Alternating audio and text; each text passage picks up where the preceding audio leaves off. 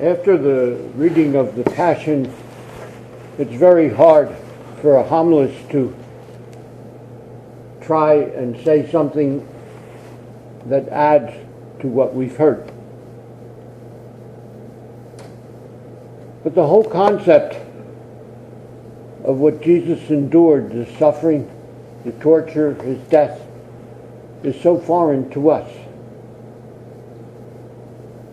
In our own country and time, we look at our Constitution, we see they say we don't do cruel and unusual punishment.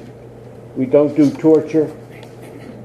The death penalty is something that is fairly not as often done as it has been done in the past. In fact, in Western countries, the death penalty has more or less disappeared in a lot of countries.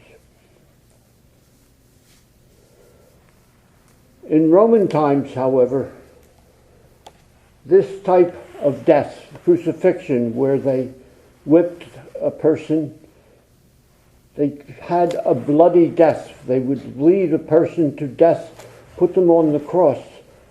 Death would take sometimes days before it occurred. And it was done on purpose to make it excruciating and to show people what it was.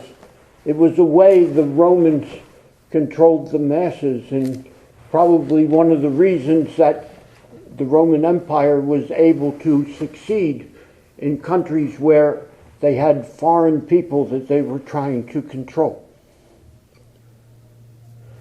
In the world today, punishment we see in terms of prison and in terms supposedly of rehabilitation. The atrocities of World War II and war, where you see mass murder and torture, it's something that we find abhorrent and we don't accept. Even today, the death penalty in this country is carried out. We do it in a sterilized way. It's almost clinical, where we anesthetize somebody until they go to sleep and just don't wake up. We do away with pain. We do away with making it look bad or unusual. But it's not the way God the Father chose to forgive the sin of humanity. He chose to send his very Son to live, to die, and to rise. And so he was born into the world, he lived, and now he died. But he offered himself willingly. We see reluctantly in the garden, for he knew the pain and suffering and what he had to go through. But still he willingly, at the end, said, "Your will be done." And it is because he did that, that all of us have had our sin, our failures, our acts of not loving, forgiven and taken up by Christ's one act of living and dying and rising.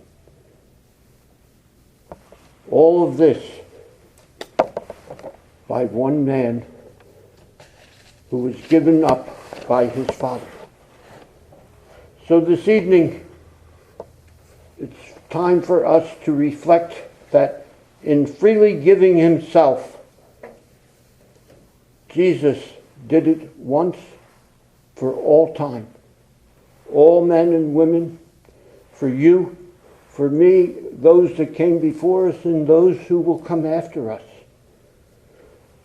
He made it possible that when we fall short, as we all know our weaknesses in that we do, we can turn and ask and say, "God, please forgive me." And we have the assurance that he does forgive us. For Jesus conquered sin, and he conquered even death itself.